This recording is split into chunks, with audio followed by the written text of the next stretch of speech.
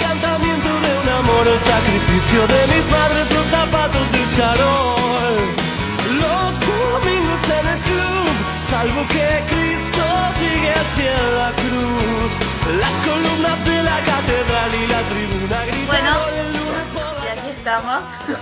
Un fuerte aplauso. Un aplauso para Osvaldo Henry. Gracias por todo. Realmente un placer que hayan podido venir hasta acá hoy a brindarnos todo su conocimiento. Gracias, el gusto es mío, por la diferencia que han tenido en invitarme, el tiempo que son molestias y demás, el interés por la cultura de América que ustedes siempre están demostrando a través de sus programas. Bueno, gracias. Bueno, muchas gracias. Bueno, Osvaldo, en realidad queríamos empezar preguntándole cómo empezó justamente toda esta vocación, su gusto, su interés por la antropología, los aborígenes. Bien. Bueno, mira, mi primer viaje al Amazonas fue en el año 73, cuando tenía 22 años. Realmente ese país me impactó, su gente, su idiosincrasia y por supuesto la grandiosidad de su naturaleza. Estuve por el Mato Grosso en esa oportunidad, por el Amazonas, y la naturaleza ahí se muestra en todo su esplendor. De esa manera pude vivir con los aborígenes la primera vez, y fue un viaje bastante largo, recorrí 14.000 kilómetros, y ya cuando volví, bueno, había quedado un poco prendado de todo eso, y no pude dejar de volver. ¿Cuánto tiempo estuvo en ese primer viaje? Hicimos un viaje largo, aproximadamente 8 meses. Llegamos hasta los Andes peruanos ecuatorianos y demás. Bueno, posteriormente recorrí América en diferentes sentidos y me dediqué a la antropología, por sobre todas las cosas, a través de un amigo, Guillermo Magrassi, que trabajó en la primera época de la aventura del hombre, arqueólogo, antropólogo, muy destacado, escritor. Bueno, teníamos cosas en común sobre América, y la parte que yo no entendía, las diferencias en un principio por ejemplo, había conocido a través de otro gran amigo, otro gran explorador, Eduardo Barros Prado, a un personaje para mí legendario como fue el mariscal Cándido Mariano da Silva Rondón. Él tenía un lema cuando entraba a tierra de indios, cuando hizo la red telegráfica en Amazonas y Mato Grosso, que era enfrentar todos los peligros hasta la muerte, pero matar jamás. Sí. Ese lema había quedado para mí marcado a fuego en mi vida. Y era posible hacer un desarrollo cultural, una evolución en la vida, pero sin la muerte, sin matar. Bueno, entonces me aboqué precisamente a la vida de estas personalidades históricas de nuestra América, como ser Eduardo Barros Prado, Botelho Magallanes, un coronel brasilero, sobrino del fundador de la República de Brasil, del cual he heredado cartas y fotografías. Entonces, él con Mariscal Rondón, Eduardo Barros Prado y demás, tenían este lema cada vez que entraba a tierras de indios, lo reitero: enfrentar todos los peligros de la muerte, pero matar jamás. Sobre esa base comencé a hacer un documental que logró la unión cultural de los países de América del Sur. O sea, Paraguay, Perú, Bolivia, todos estos países que pertenecen a la cuenca amazónica se adhirieron a un proyecto un poco ambicioso, que son los 500 años de América, hacer la filmación con sus aborígenes, sus culturas, y me auspiciaron todas las embajadas de esos países en Argentina este proyecto. Entre ellos lo auspició el Parlamento Cultural del Mercosur. He tenido la suerte de que Colombia participara en este desarrollo cultural, auspició el proyecto a través de su embajada. Nuestro Senado de la Nación Argentina también auspició el proyecto, el Secretaría de Cultura, Cancillería Argentina, en fin. Entonces se demoró un poco para llevarlo a cabo por una cuestión económica. De todas maneras, en este momento estoy trabajando con el Museo Etnográfico de Buenos Aires, con uno de sus representantes, está haciendo el enlace con otros países, que me refiero a Eduardo Montejopía, un hombre de nuestra cultura, y está haciendo enlace con otros museos para que participen todos estos países con instituciones oficiales y culturales. Muy bien, la verdad que muy rica la historia, ¿no? Sí, uno lo escucha y querés ver, querés saber. Sí. Bueno, Todo esto lo que vos nos estás contando,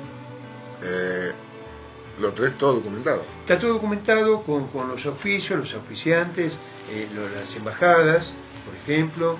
Tenemos la embajada de... Lo podés mostrar en cámara, ahí está la cámara. Gracias, gracias. Acá tenemos la embajada de Brasil, por ejemplo, que está auspiciado por la embajada de Brasil, entre otros.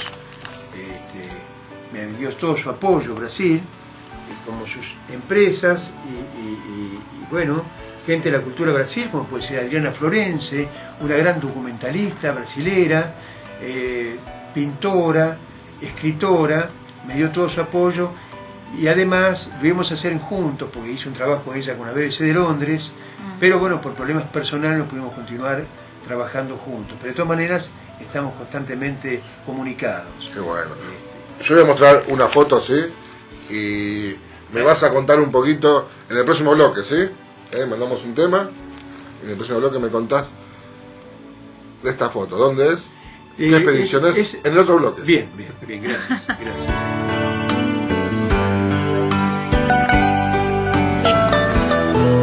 Bueno, muestro nuevamente la foto, ¿sí?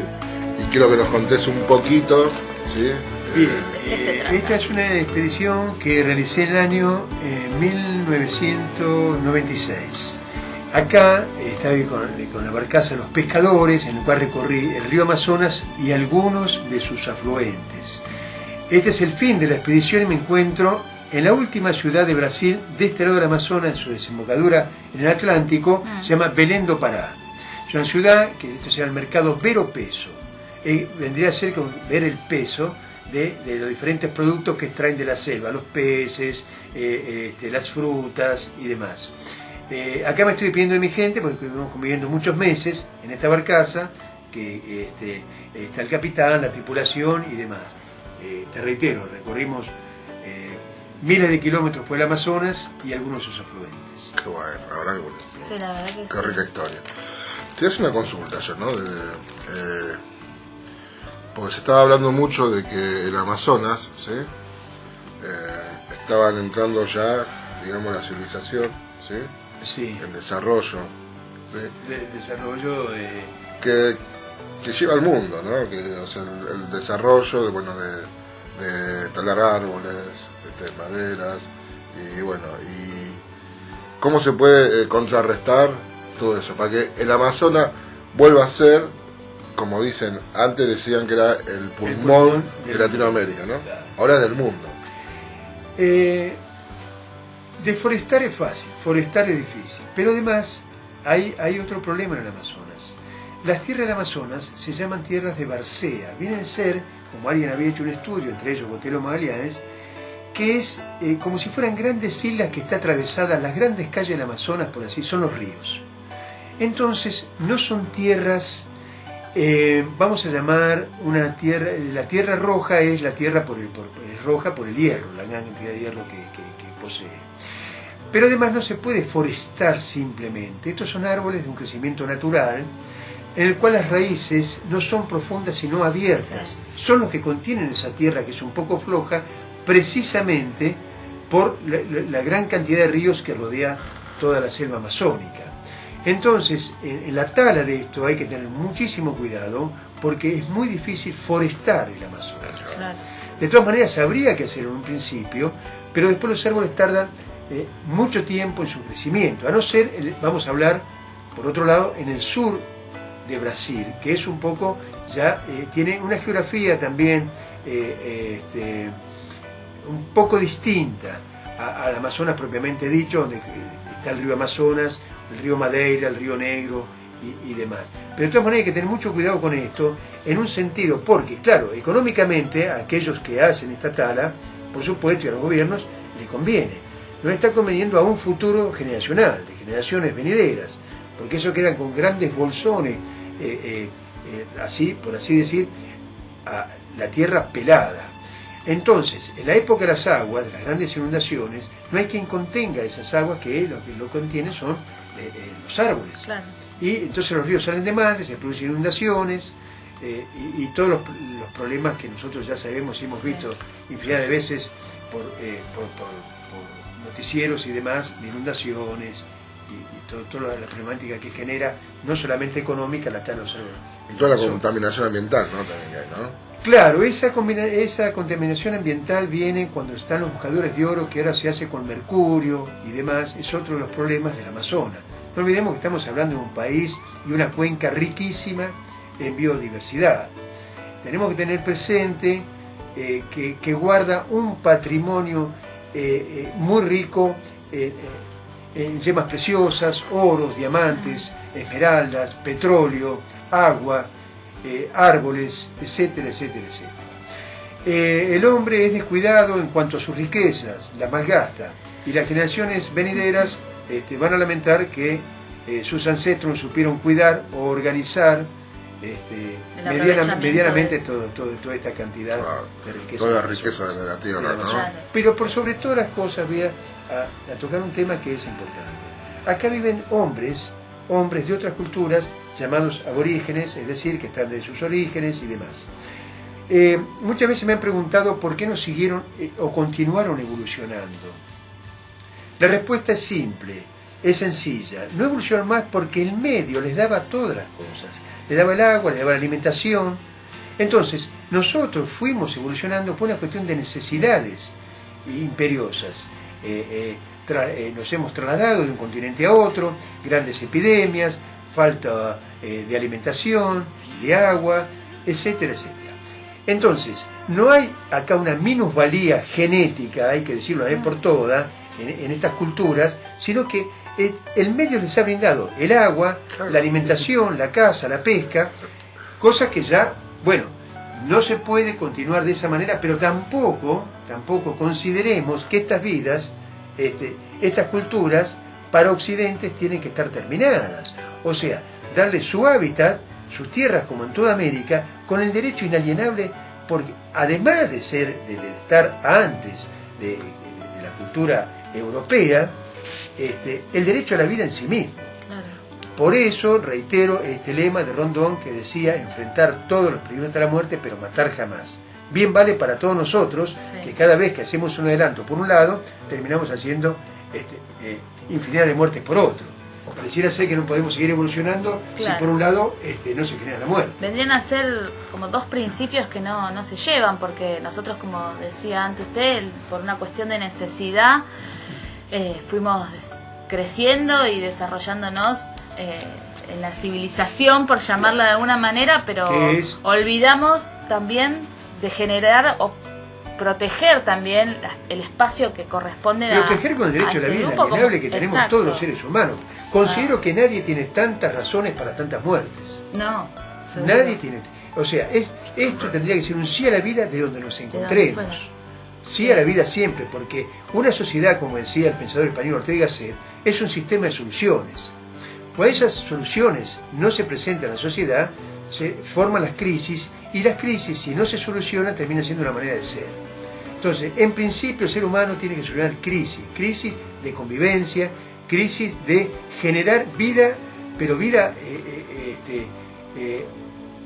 en un sentido cultural de desarrollar y no parcialmente en sectores y bolsones sociales. Claro, es como que la convivencia entre un sector y otro se complica. Se complica porque no la da aquel que cree saber más o necesitar más económicamente.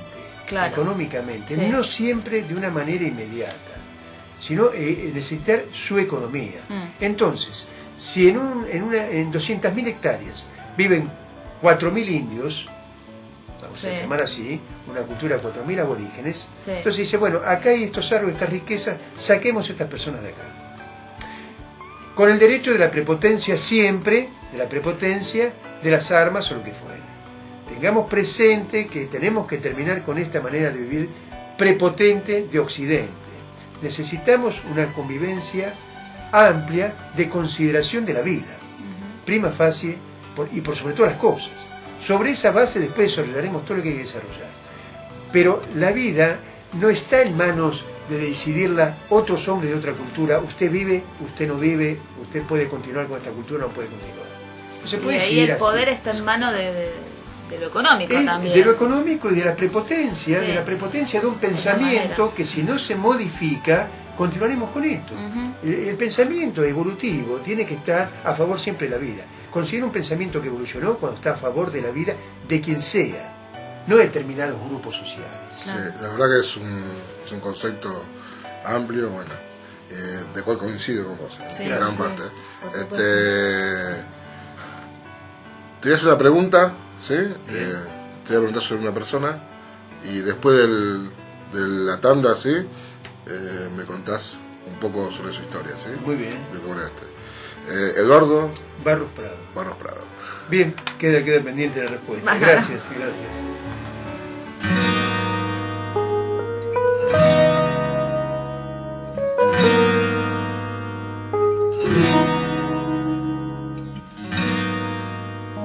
Habíamos puesto una nota de Barros Prado, ¿no? De 1968. De 1968. Televisión Nación. En la Televisión Nación. Nación lo tituló El hombre del Amazonas, de una de sus cuantiosas expediciones que había realizado a lo largo de su vida. Te comento a tu pregunta. Barros Prado era de una antigua familia de San Pablo, de paulistas, que fueron cofundadores del Estado de San Pablo. Tenían grandes extensiones de café en un lugar llamado Ouro Preto. Ouro Preto venía a ser, decían el café en aquella época, el oro negro, ¿no? Preto negro. Luego se traslada el padre al Amazonas, que era general del ejército de caballería y ingeniero. Había estudiado en Cambridge y hace la cúpula de Teatro Ópera de Manaus, que fue inaugurado. Ahí se bajó esto, trae eso. Que habías Ahí está, ¿no? la cúpula de Teatro Ópera de Manaus, que había sido inaugurado en 1896. 1896. Lo había inaugurado Enrique Caruso. Él había sido capitán del ejército de Brasil, había luchado en la guerra civil española,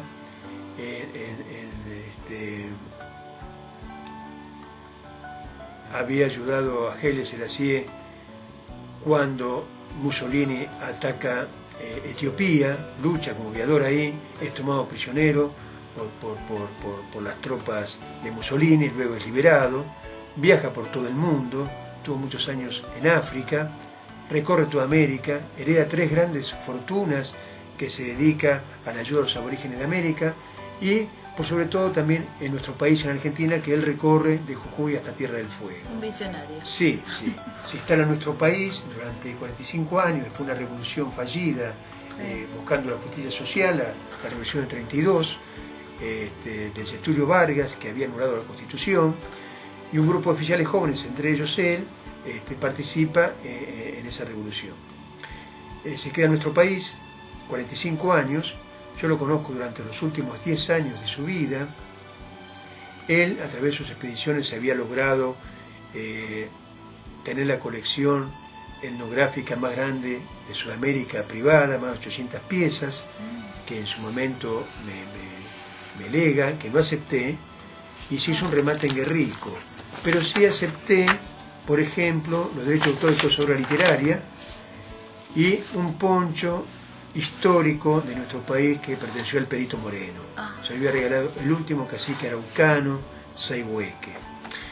Nuestra amistad fue muy rica porque he aprendido mucho, tengo una sana admiración por él, no la admiración escolar, sino la admiración del reconocimiento, su inteligencia, de un hombre de bien, siempre pensando en ayudar a aquellos que estaban en infinidad de condiciones, sean aborígenes, sea quien fuere.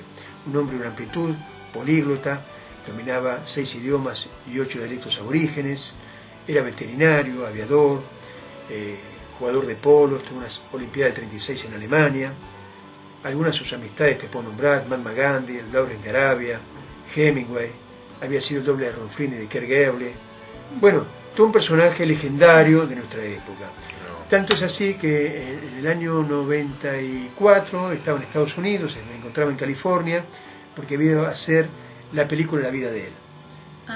Había salido todo muy bien hasta que, bueno, por problemas de salud tuve que regresar a la Argentina y luego eso quedó un poco truncado. Un proyecto truncado. De todas maneras, en base a la personalidad de él, de Botelho Magalhães, que como dije anteriormente es el sobrino del fundador de la República Federativa de Brasil, y el Mariscal Rondón, estoy llevando a cabo esta Unión Cultural de los Países de América del Sur, en base a la obra de estas personalidades históricas de nuestra América, destacadas personalidades históricas que siempre estuvieron a favor de la vida, sea de quien fuere. Sí, bueno. Y para tus trabajos, estas expediciones, ¿no? ¿Cómo se arma el equipo de trabajo? Bueno, mira, es un poco el equipo interdisciplinario. A veces son personas de otros países, de Brasil, como ser las barcazas que he mostrado, los pescadores del Amazonas, son la gente del lugar, que es lo más conveniente para tener un equipo, porque están adaptados al medio, lo conocen el medio, son los verdaderos guías. Son participantes de esa historia también. Son activos. Participantes de esa historia porque son ellos de ahí los Claro. que me van informando los más y los menos y cómo caminar por el Amazonas. Claro. Gracias a ellos y por ellos continúo, por así decir, con vida y no literalmente. Me han protegido de todas maneras posibles. Son como guías, ¿no? Son los guías, Claro. verdaderos guías, con los dialectos y demás que ellos conocen, muchos conocen. Yo la he recorrido en avioneta, el Amazonas, en barcaza, en piragua. Bueno, Mirá vos. a través de 14 expediciones he tenido una experiencia rica. Claro. Que Todos han- los medios de transporte posibles. Sí, que han enriquecido mi vida Seguro. verdaderamente. Yo cuando estoy en Buenos Aires o en alguna ciudad, aparte de disfrutar de lugares culturales como en este caso con ustedes y demás, tengo que decir sinceramente que mi mente, mi corazón está siempre en el Amazonas. No. Más allá de todo, está con lo que yo llamo mis aborígenes, Qué lindo. mis amigos. Yo es lo que más extraño en la vida. Mm. Entre otras cosas, yo me dedico a la equitación, de alta escuela, soy profesor de equitación. Ah, Otra de mis debilidades son los caballos. caballos. Eso Bueno, compartimos un poco. sí, claro. Sí, Sí. sí, sí. También. Sí. Claro. Mi familia, yo no, pero bueno. Sí, Es dueña de un caballo. qué Sí. interesante. Bueno, Bueno, mi hija tenemos en que realidad es ver. la dueña de un Sí, caballo. bueno, Bueno, tenemos que verlo. Practica equitación, Practica ¿no? equitación durante 8 años. Sí, estuve en Palermo con Barros Prado enseñando equitación muchos años, en el Parque del Luar, acá. Sí. En fin, tuve una vida un poquito variada. Está muy bueno esto de la equitación porque ahora se está usando mucho para personas con discapacidades diferentes. Precisamente. El tema del caballo. Qué bueno, Gracias ¿no? y por el caballo, animal noble por Sí. excelencia. Exactamente. Me ha pasado a mí que he enseñado a chicos discapacitados con la parte de sus piernas, las caderas y Sí. demás, o querer mucho al caballo, como han manifestado algunos, y tener mucho miedo a acercarse, con mucha paciencia, con mucha tranquilidad, siempre con el animal, que es un animal muy asustadizo. El caballo se lo toma porque es nervioso por cierto, pero no es agresivo. No. Él gana la vida en la huida del caballo. Hay que tenerlo, Sí. considerarlo de esa manera. Entonces hay que tratarlo con mucha suavidad para distraerlo, es una inteligencia, una captación de los mensajes que se le dan, muy amplia tiene, y la nobleza que tiene ya. Sí, yo en mi experiencia desde abajo, Sí, del caballo, claro. lo que yo descubrí, yo antes no consideraba que el caballo fuera un animal inteligente, pero por ignorancia, no porque... Bueno, en claro, por no particular. estar cerca del Porque animal claro, para darte pero cuenta de lo que significa. realmente son animales muy nobles, pero muy inteligentes. Y muy cariñosos. Muy sensibles, y se dan la percepción, Sí. el contacto, Sí, jinete, caballo, digamos, Sí, ¿no? El binomio. sí, sí. Hay una simbiosis. Es muy fuerte darse cuenta para dónde tiene que ir, cómo tiene que trotar, Sí, es hablas muy- bien y responde al afecto. Sí. Es muy afectivo el caballo, muy afectivo. Sí. Lo demuestra. Yo he dejado caballos en Entre Ríos por 2 años, no Ah. los he visto. Cuando he vuelto, lo he llamado Y ha vuelto. y ha vuelto un reconocimiento genuino. Qué bárbaro. Es maravilloso. Y entonces dar vueltas en círculos, demostrando su alegría. Entonces tenemos que tener presente siempre con el animal o los animales, pero en este caso hablando del caballo, Sí. el buen trato. La Sí, paciencia por por sobre todas las cosas. Sí. Las caricias y darle el tiempo, como a nosotros nos dan los que saben otros temas, para aprender. Para aprender. No hay que apurar ni a las personas ni a los animales en cualquier forma de verdad. aprendizaje. Tener la paciencia correspondiente. Y este tipo de actividades además hay que disfrutarlas. Se disfruta porque es al aire libre, la naturaleza. Estamos hablando siempre de la naturaleza y de los animales, Sí. al aire libre y compartiendo con Yo personas. la única experiencia que tengo con un caballo, cuando era muy chico. ¿Cuál será? Muy chico. Antes los botelleros, Sí. los que repartían leche, venían en caballo. Sí. Claro, claro, Yo soy de esa época también. claro, No soy, claro. Bueno, Y me acuerdo viví ya por los años 70, 72, 73. Yo sí, no había nacido todavía. Tendría 8 años. Con mi hermano encontramos un caballo pastando, que lo habían dejado atado con el coso. Pero para nosotros lo encontramos. Estaba en una vereda, en un baldío, digamos. Sí. Estaba ahí solo el caballo pastando ahí. Claro, y fuimos y lo agarramos con mi hermano y lo llevamos a casa. Claro. Entramos por la puerta. Era una cosa de no creer, porque lo trajimos como 4 cuadras. El caballo así, ¿sí? Lo entramos al patio nuestro, al fondo, que teníamos pasto, todo eso. El caballo estaba pastando ahí. Claro, cuando viene mi papá de trabajar, se encuentra con semejante animal. ¿Dónde Y sacaron? pensaron que lo habían robado. Es que lo habíamos robado. Es la inocencia de los Literalmente, chicos claro, que no literalmente tenían lo habíamos idea. afanado. Claro. Porque lo encontramos en un baldío, pero. Era nuestro, Claro, claro, tenía, un un, cachorro. tenía un dueño. Claro, claro, claro. Y en el baldío íbamos con la pelota de esa época, no sé qué. Pero atracción que ejerce, ¿no? Claro. La O sea, atracción que ejerce sí. un caballo. Vos fijate que No, lo vieron ahí y se lo llevaron a su casa. La Es que no nos hizo nada. Claro. No. O sea, uno Y dice. fue porque quería. 2 chicos. Porque O sea, 2 también. años, claro. Sí. 2 chicos, Y 8 años. te va a saltar, ese nene- no te va a pisar. O sea, no nos Te hizo va a saltar. nada. Si Lo te caes lo y trajimos demás, 3 cuadras. o se para ahí o pega un salto para no pisar. Exactamente. Sí. Es un animal noble por excelencia. ¿Cómo, Dani? Ah, bueno, estábamos tan entretenidos Sí, que no sí. nos podíamos quedar. Bueno, sí. Bueno. Por último, ¿sí? Sí. Una anécdota breve, ¿sí? Pues, esto da para mucho más. Sí, por supuesto, así Esto- que- Bueno, voy a contar una anécdota breve. Iba Sí. con una avioneta, un Cessnita, iba con un piloto, iba de copiloto, estamos sobrevolando una parte del Mato Grosso y siento que el avión empieza a ratonear. Y yo le pregunto en portugués, ¿tudo bem, Patricio? ¿Tudo bem? No tem problema ninguém, me dijo. No había ningún problema, me decía. Pero el avión iba perdiendo altura y Sí. los árboles iban pasando cada vez más rápido. Hasta entonces le digo, bueno, me parece, le digo que tudo bem más o menos. Uy, Você fica tranquilo, me dice, você quédese tranquilo. Sí. Hasta que de última el avión deja de ratonear y levanta vuelo de manera inmediata, empinado. Entonces dije, bueno, vuelvo a la vida. Una pequeña anécdota del Amazonas, una avioneta. Bueno, muchas gracias por tu visita. La verdad que un placer. Pero esto no queda acá, pues la verdad que hemos hablado nada más que Sí, un poquito. nos quedamos de con esto. muchas ganas. Gracias. Así que, Gracias. Te comprometemos para otro programa, ¿sí? Muy amable, Tienes la gracias. puerta abierta de este programa.